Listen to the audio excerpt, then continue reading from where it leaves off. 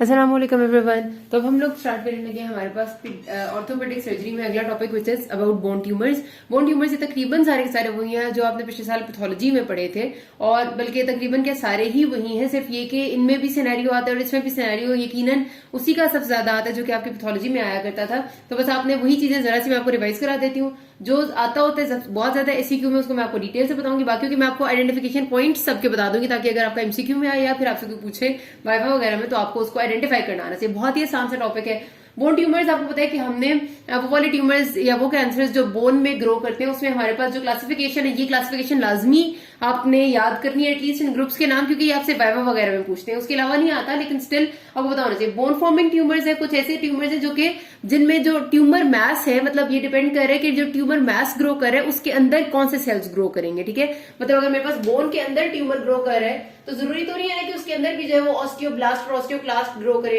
हो सकता है उसके अंदर कार्टिलेज ग्रो कर रहा हो सकता है कुछ और ग्रो कर रहा हो, तो डिपेंड करता है कि उसके अंदर क्या ग्रो कर रहे हैं उसके हिसाब से हमने क्लासिफिकेशन की हुई है। जो बोन फॉर्मिंग ट्यूमर्स है उनमें जाहिर है बोनी टिश्यू ही ग्रो कर रहा होता है। कार्टिलेज फॉर्मिंग ट्यूमर्स वो है जिनके अंदर जो ट्यूमर मैस होगा वो कार्टिलेज होता है, उसमें कार्टिलेजिनस टिश्यू होता है। फिर जाइंट सेल ट्यूमर्स वो है जिनमें हमारे पास जो ट्यूमर मैस है उसमें बहुत बड़े बड़े ऑस्टियोक्लास्ट्स होते हैं। ठीक है, इसको भी अभी हम करते हैं। फिर मैरो में वो वाली आती है चीजें जो कि आपके बोन मैरो को मेनली इन्वॉल्व कर रही थी, इसमें एविंग्स सार्कोमा आता है जो बहुत इंपॉर्टेंट है।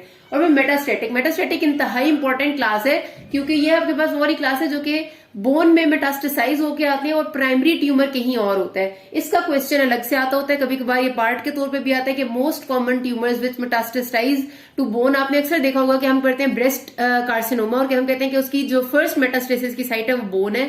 इसी तरह नॉट ओनली ब्रेस्ट, इसके अलावा हमारे पास होता है किडनी है, लंग है, प्रोस्टेट है और जो थायराइड है। ठीक है, ये आपने एक लिस्ट याद रखनी है, बुक में भी लिखी हुई है आपका पास। मैंने जिस तरह बोला है ब्रेस्ट है, फिर prostate, kidney, lung and thyroid, ये मोस्ट कॉमनली मेटास्टेसाइज करते हैं बोन में और एक क्वेश्चन बहुत ज्यादा आता है, इसको याद रखना है। अच्छा, इन सब के अंदर भी ना हमारे पास फिर आ जाते हैं बोन फॉर्मिंग ट्यूमर्स में कुछ बिनाइन होते हैं कुछ मेलिग्नेंट होते हैं। कार्टिलेज फॉर्मिंग में बिनाइन मेलिग्नेंट इतनी डिटेल में चलो नहीं भी आ जाता, लेकिन एक एक नाम जरूर याद रखना जिस तरह मैं आपको पढ़ाने भी लगी हूँ। जो पहला है हमारे पास that is osteoid osteoma which is basically a benign tumour bone forming. ठीक है, बोन फॉर्मिंग में हमारे पास अगर हम बिनाइन और मेलिग्नेंट लिखेंगे ना तो बिनाइन में आ जाएंगे ऑस्टियोइड ऑस्टियोमा एंड ऑस्टियोब्लास्टोमा और मेलिग्नेंट में ऑस्टियोसार्कोमा। ये ना बात तो अब आपको नाम पढ़ के ही वैसे ही समझ आ जानी चाहिए कि जिसके एंड में सार्कोमा हो, जिसके एंड में कार्सिनोमा हो, ये हमेशा मेलिग्नेंट होते हैं। और जो जिसके एंड में खाली ओमा है, सार्कोमा और कार्सिनोमा नहीं है, मतलब जैसे खाली ओमा, तो वो आपके बिनाइन होते हैं। ठीक है, तो ये बस याद रखने वाली बात है। तो हमारे पास बोन फॉर्मिंग ट्यूमर्स में आपने पिछले साल भी जिस तरह पढ़ा था ऑस्टियोइड ऑस्टियोमा ऑस्टियोब्लास्टोमा, ये एससीक्यू में नहीं आते होते लेकिन एमसीक्यू में इनमें से पॉइंट्स आते हैं। आपको इनका डिफरेंस पता होना चाहिए इन दोनों का। ठीक है, दोनों बिनाइन है, दोनों बोन फॉर्मिंग ट्यूमर्स है। इतना सा बस डिफरेंस है कि ये वाला जो है ये आपका लॉन्ग बोन्स में ज्यादा ग्रो करेगा। इसमें आपकी लॉन्ग बोन्स मतलब है ह्यूमरस होगी, बाजू की, फीमर होगी या टिबिया होगी, ये सारी जो लॉन्ग बोन्स है ना उनको ये मेनली इन्वॉल्व करते हैं। जबकि ऑस्टियोब्लास्टोमा आपकी वर्टेब्रेज में बहुत स्पेसिफिकली ग्रो करते हैं। इसमें से एमसीक्यू इसी तरह से आता होता है। ठीक है, कि आपके पास एक पेशेंट प्रेजेंट किया है जो कि सपोज लॉन्ग बोन में उसके कोई ट्यूमर मैस है और वो less than 2 centimetre in size है, जो कि बहुत शदीद पेन थी उसको और उसने बताया कि वो एस्पिरिन से ठीक होगी। अब ये सारी चीजें जरा भी ऑस्टियोसार्कोमा की तरफ नहीं जा रही, जरा भी कहीं और नहीं जा रही, सिर्फ टिपिकल ऑस्टियोइड ऑस्टियोमा की चीजें लॉन्ग बोन्स को इन्वॉल्व करता है। पेशेंट आपके पास पेन के साथ प्रेजेंट करते हैं कि मुझे फ्लाइंग जगह पर दर्द हो रहा है, मुझे बहुत दर्द था, आपने उसके लिए कुछ किया, आप पूछेंगे, वो कहेगा मैंने एस्पिरिन ली, मतलब कोई भी डिस्प्रीन टाइप टैबलेट ली, उससे ठीक हो गया।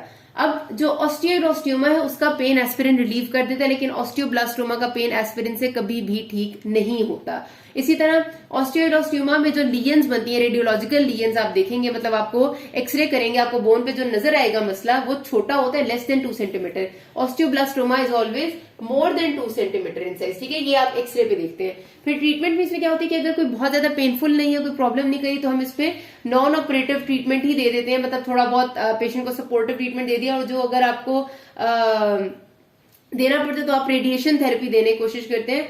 अगर ज्यादा दर्द हो रहा है तो फिर आप उसको सर्जिकली रिजेक्शन करेंगे, मतलब उसे खोलेंगे और ट्यूमर को निकाल देंगे, वरना रेडियो थेरेपी से ही काम चला लेते हैं। जो ऑस्टियोब्लास्टोमा है ना, इसमें आपका रेडियो थेरेपी से काम चलने वाला कोई किस्सा नहीं होता। इसमें आपको लाजमी तौर पे वुंड को यानी कि स्किन खोल के पूरा का पूरा ट्यूमर मैस निकालना पड़ता है, एक्सरसाइज करना पड़ता है, उसको क्यूरेटेज करना पड़ता है। ये आपने याद रखना है। फिर है जी ऑस्टियोसार्कोमा। ऑस्टियोसार्कोमा पैथो में भी शदीद इंपॉर्टेंट था और यहाँ पर भी शदीद इंपॉर्टेंट है, यही एक है जिसका अगर ट्यूमर्स में से कोई सिनेरियो आता है तो आता है। इसका आ सकता है या एविंग्स सार्कोमा का आ सकता है, और दोनों एक दूसरे से बहुत डिफरेंट होते हैं। मतलब इसका तो लाजमी आता होता है और बहुत सिंपल सा होता है। मतलब आपके पास आता है सिनेरियो में कि पेशेंट ने प्रेजेंट किया आपके पास विद एक सिनेरियो इस तरह से आता है कि पेशेंट प्रेजेंट किया आपके पास with fracture of the bone of कह सकते हैं knee joint, fracture around knee joint, और बहुत माइनर से ट्रॉमा से उसको फ्रैक्चर हो गया। ठीक है, वो ऐसे आपको बताते हैं कि माइनर ट्रॉमा से उसको fracture around the knee joint हो गया और आपने रेडियोलॉजिकली जब देखा है तो आपको सनबर्स्ट अपीयरेंस नजर आई है। ठीक है, this is characteristic word, sunburst appearance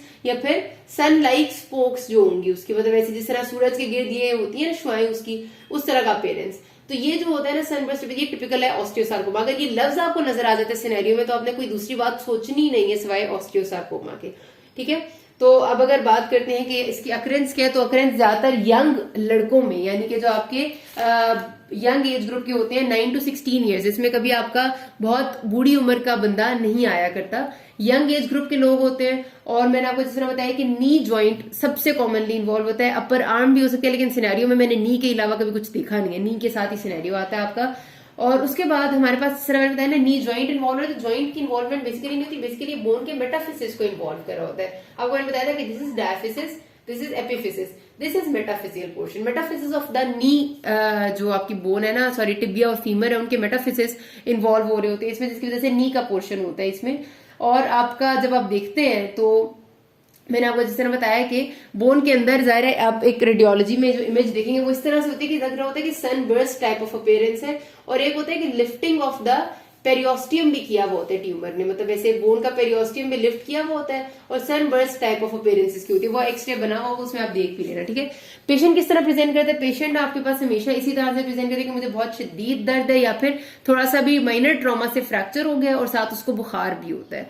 ये उसके टिपिकल फीचर्स होते हैं प्रेजेंटेशन के। आपने अब आपके पास जो क्वेश्चन आता है ना एसक्यू में, उसमें आपको प्रेजेंट सिनेरियो देते हैं, मैंने आपसे कहा दो तरह से देते हैं, तो एक माइनर ट्रॉमा के बाद पेशेंट को कोई मसला हुआ, या फिर ये कहते हैं कि पेशेंट जो है वो आपके पास आया प्रेजेंट किया और उसको बहुत शदीद दर्द है नी जॉइंट के अराउंड और उसके साथ उसको बुखार भी, और आपने देखा तो आपको सनबर्स्ट अपीयरेंस नजर आई रेडियोलॉजी पे, तो आप बताइए कि उसको क्या था, और आप सस्पेक्ट करें कि कोई ट्यूमर होगा, वो अक्सर लिख देते हैं, तो जाहिर है वो ऑस्टियोसार्कोमा होगा। उसके बाद वो कहते हैं उसको आपने मैनेज किस तरह करना है, उसको इन्वेस्टिगेट कैसे करना है और ट्रीट कैसे करना है। ठीक है, तो प्रेजेंटेशन मैंने आपको बता दी पेशेंट की, फीवर है, पेन है उसको साथ, और माइनर ट्रॉमा के साथ भी फ्रैक्चर्स हो रहे हैं। डायग्नोसिस में आपने शुरू करना है उसके हिस्ट्री से। ठीक है, ये हिस्ट्री की ये वाली बातें जो मैंने आपको बताई है कि माइनर ट्रॉमा के साथ फ्रैक्चर हो जाना और पेन है, फीवर है और ये बातें। ठीक है, हिस्ट्री।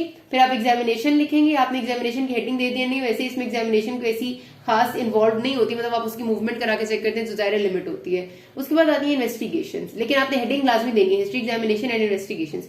इन्वेस्टिगेशन आपकी अब डायग्नोस्टिक होती है, इसमें आपने स्टार्ट करना होता है एक्सरे से, फिर आप सीटी स्कैन कराते हैं, फिर आप एमआरआई कराते हैं, और फिर आप अगर जरूरत पड़े तो एक सीजनल बायोप्सी भी करते हैं देखने के लिए अबाउट द ट्यूमर सेल्स को। ठीक है, बायोप्सी आपका डायग्नोसिस कंफर्म कर देती है।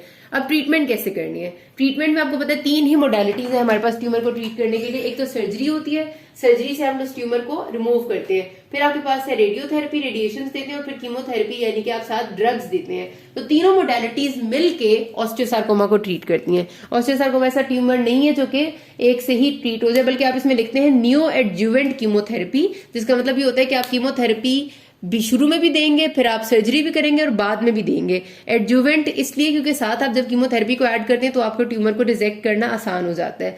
और अगर आपके पास ये तीनों सर्जरीज आपने कर ली है, उसके बावजूद भी आपका ट्यूमर ठीक नहीं होता, तो आप कई बार इसको वो भी कर लेते हैं, replacement of the whole area by graft और प्रोस्थेसिस। तो आपने ये भी लिखना होता है। ठीक है, surgery, radiotherapy, chemotherapy, new adjuvant chemotherapy आपने लिखना है।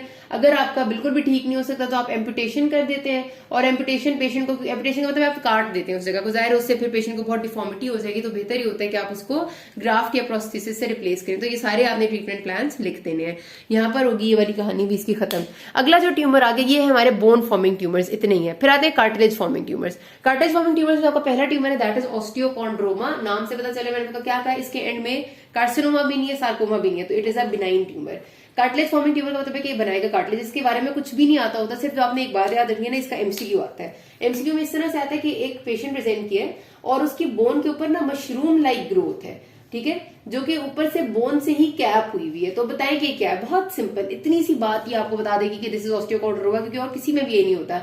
होता ये कि ये जो ट्यूमर है ना, ये एक कार्टिलेज जो है वो ग्रो करता है बोन के ऊपर, जिस तरह आप समझ लें कि एक मशरूम ग्रो करता है ना एक लकड़ी के ऊपर, मतलब आपकी कोई वुडन चीज है उसके ऊपर मशरूम ग्रो करे, उस तरह बोन के ऊपर एक कार्टिलेज ग्रो करता है। लेकिन बात यह है कि वो ऊपर से नजर भी नहीं आ रहा होता, ऊपर से उसको बोन के पेरियोस्टियम नहीं कवर किया होता है, तो ऊपर से इट लुक्स लाइक बोनी, अंदर सारा कार्टिलेज होता है। तो ग्रोथ कार्टिलेज की होती है but covered by bone tissue. ये जो चीज होती है ना आपकी ऑस्टियोकॉन्ड्रोमा, इसीलिए इसको ऑस्टियोकॉन्ड्रोमा कहते हैं, क्योंकि इसके ऊपर बोनी कवरिंग है and it is actually cartilaginous in nature. तो ये बात आपने इससे रिलेटेड याद रखनी है। और दूसरी बात ये याद रखनी है कि it is the most common cartilage forming tumour. ये आपसे बहुत ज्यादा एमसीक्यू वाइवा में पूछते हैं कि cartilage forming tumour most common कौन सा है, तो वो आपका ऑस्टियोकॉन्ड्रोमा ही है। ठीक है जी। अच्छा, उसके बाद जो पेशेंट प्रेजेंट करता है वो अक्सर औकात उसको नहीं पता होता कि ग्रो हुआ भी है, क्योंकि बिनाइन होता है, छोटा होता है, कभी कभार पेन के साथ प्रेजेंट कर देता है। और आप जब एक्सरे करते हैं तो आपको दिखाई देगी इस तरह मशरूम लाइक ग्रोथ, जिसका ऊपर से एक कैप होगी और अंदर से एक कैल्सिफाइड सी स्टॉक होगी।